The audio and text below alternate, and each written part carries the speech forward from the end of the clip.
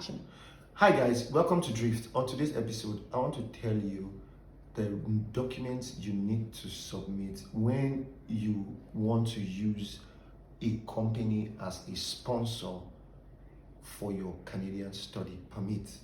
You know, most people don't have money when it comes to their application. The main issues that people face is proof of funds. And perhaps the minimum college, the fee of colleges or universities range from 10,000 Canadian dollars and above, some 20,000, some 30, some 40, some 50. When you convert it to your local currency, especially Nigerians, Ghanaians, and Cameroonians, it's pretty high.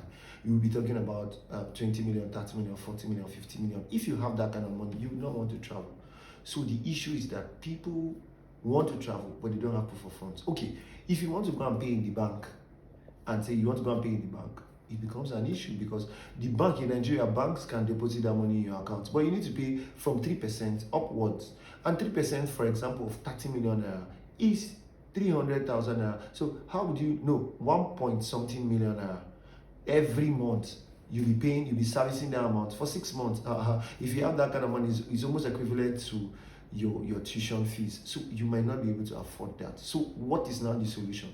Now, most people also use somebody that is not related to them for proof of sponsorship. They get somebody that has a huge amount and is not related to them, they get denied.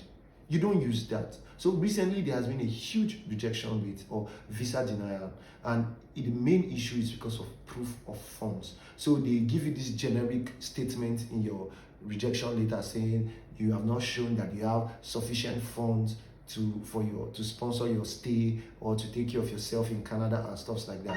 All these things are just proof of funds related. So what is the solution now? Now I've discovered that you can use a company. Perhaps you're working somewhere or you have a company that can decide to sponsor you, and let me be quick to note that your age also matters. Once you're up to 30 or and above, I'm averse to sponsorship because there's a high rejection rate. And in Nigeria, you should know that Nigerians have one of the highest rejection rate when it comes to Canadian study permits. The highest acceptance rate is Japan. Japan has 99% acceptance rate, but in Nigeria, man, it is high. Cameroonians, Ghanaians, they get high rejection rates, almost above 50%. So what is now the solution? You have gone to school, you have your BSc, you have your home ties, and the rest.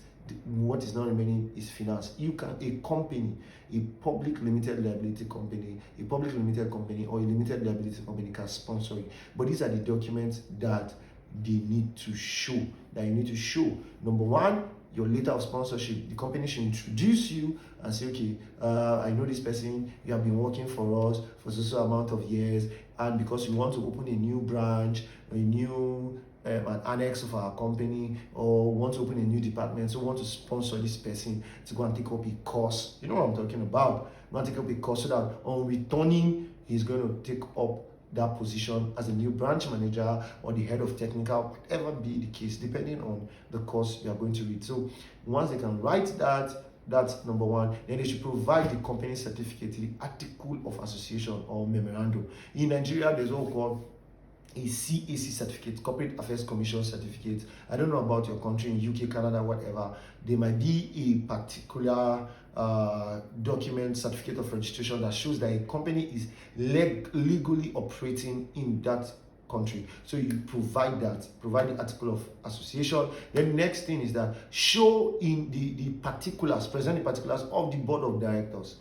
When you present that, then the next document you need to present is after you show the particulars of the directors, you need to now show the tax clearance certificate of that company to show that the company has tax clearance certificate. Then also, since it's a limited liability company or a public limited company, they have board of directors, so a decision will not be taken by one person. There has to be the board of directors. They need to write the board resolution. You need to show a board resolution whereby the board is approving that amount for your study permit. Then the next document you need to show is that you need to also show, I've talked about tax clearance certificates, talk about the article. Let me look at my notes here.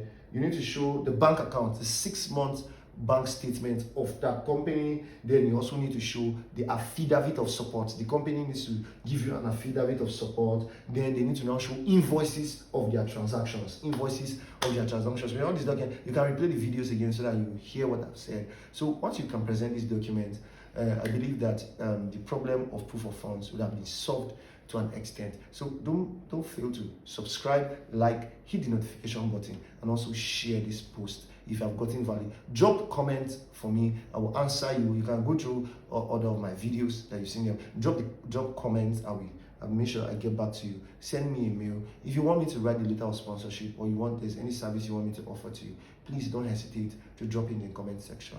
Thank you until I come your way next time. Yep.